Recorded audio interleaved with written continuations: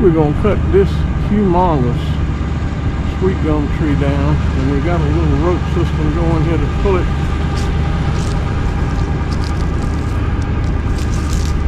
So we're just gonna see if we're trying to